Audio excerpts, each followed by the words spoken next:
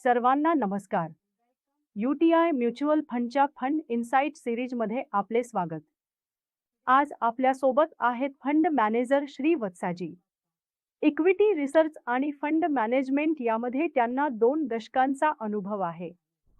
श्री वत्साजी, तुम्ही आम्हाला UTI large and mid cap फंडचा आढावा आणि त्याची कोर इन्व्हेस्टमेंट फिलॉसॉफी सांगू शकाल का? सर्वांना नमस्कार आणि सोनल ही संधी दिल्याबद्दल धन्यवाद. UTI large and mid cap fund हा लार्ज आणि मिड कॅप या दोन्ही प्रकारच्या स्टॉक्समध्ये गुंतवणूक करतो. यात दोन्हीमध्ये प्रत्येकी 35 ते 35% फंड अलोकेशन केले जाते. या फंडसाठी आम्ही डिस्टिंक्ट व्हॅल्यू फिलॉसॉफीचा आधार घेतो, जिथे आमचा मुख्य भर मार्जिन ऑफ सेफ्टीवर असतो. आमचे म्हणणे आहे की प्रत्येक कंपनीची स्वतःची व्हॅल्युएशन सायकल असते. बाजाराच्या अनुषंगाने किंवा कंपनीच्या कामगिरीच्या आधारावर बदलत असते. आमचा प्रयत्न असा असतो की जेव्हा व्हॅल्युएशन अशा प्रकारच्या अस्थायी सायकलमुळे कमी होते, तेव्हा आम्ही अशा स्थितीचा फायदा घेण्याचा विचार करतो. आम्ही ग्रोथ आधारित कंपन्यांचा देखील विचार करतो, ज्यांचे व्हॅल्युएशन हे अनुकूल स्थितीत असेल. प्रत्येक स्थितीत आमचे संपूर्ण लक्ष हे कंपनीचे फंडामेंटल्स आणि व्हॅल्युएशन हे सरासरी स्थितीत पुन्हा पूर्ववत होण्याच्या क्षमतेकडे असते. यासोबतच पोर्टफोलिओ वैविध्यकरणाच्या माध्यमातून रिटर्नच्या चढउतारात कमी करण्याचा प्रयत्न केला जातो. कोणतेही एक सेक्टर किंवा स्टॉकमध्ये गुंतवणूक केली जात नाही. फंड लार्ज आणि मिड कॅप या दोन्ही फंडमध्ये गुंतवणूक करत असतो. त्यामुळे तुम्ही लार्ज आणि मिड कॅप या दोन्हीमध्ये संतुलन कसे साधतात?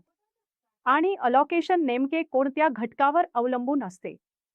बरोबर, आमचे असेट अलोकेशन पैकी लार्ज कॅप्समध्ये 45 ते 50% आणि मिड कॅपमध्ये 35 ते 40% आणि उर्वरित 10 ते 15% आम्ही स्मॉल कॅपमध्ये गुंतवणूक करतो. आमचा प्रयत्न लार्ज कॅपमध्ये किमान 45 ते 50% अधिक अलोकेशनचा असतो. लार्ज कॅप्स तुलनेने स्थिर असतात. मिड आणि स्मॉल कॅप यांमधील अलोकेशन हे व्हॅल्युएशनच्या आधारावर ठरविले जाते. आमचे असे मत राहिले आहे की स्मॉल कॅपचे व्हॅल्युएशन हे लार्ज कॅपच्या तुलनेने अधिक आकर्षक राहिले आहे. म्हणूनच स्मॉल कॅपसाठी अलोकेशन 10%पेक्षा थोडे अधिक आहे.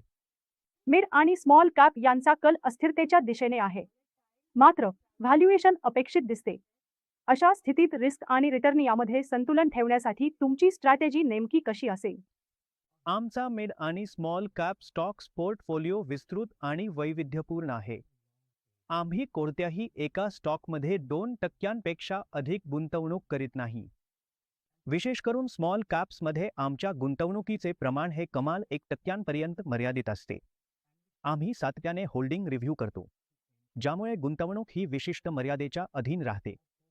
आम्ही मिड आणि स्मॉल कॅप कंपन्यांपैकी अशा कंपन्यांवर भर देतो ज्यांचे व्हॅल्युएशन व क्वालिटी समाधानकारक असेल. फंडमध्ये मोठ्या घसरणीची जोखीम तुलनेने कमी असेल. फंड सातत्याने आपल्या फील्डमध्ये सर्वोत्तम कामगिरी करीत आहेत. या यशामागे नेमके कोणते कारण असावे असे वाटते? होय, अस्थिरतेची पर्वा न करता तुलनेने कमी व्हॅल्युएशन असलेल्या कंपन्यांची निश्चिती करून आणि त्यामध्ये गुंतवणुकीत सातत्य ठेवण्याच्या आमच्या स्थिर भूमिकेमुळे आणि शिस्तीमुळे गेल्या 5 वर्षात आम्हाला उत्तम कामगिरी करता आली आहे. याशिवाय वाढीवर लक्ष केंद्रित करणाऱ्या मिड आणि स्मॉल कॅप कंपन्या तसेच चुकीचे व्हॅल्युएशन असलेल्या कंपन्यांवर लक्ष केंद्रित ठेवण्यामुळे आम्हाला मदत झाली आहे. आम्ही व्हॅल्युएशन बाबत काटेकोर शिस्त बाळगतो आणि ज्यावेळी आम्हाला व्हॅल्युएशनचा कमाल परिणाम झाला आहे अशी खात्री पटते तेव्हा आम्ही गुंतवणुकीमधून बाहेर पडतो. धन्यवाद श्री वत्साजी. व्हिडिओ पाहिल्याबद्दल धन्यवाद.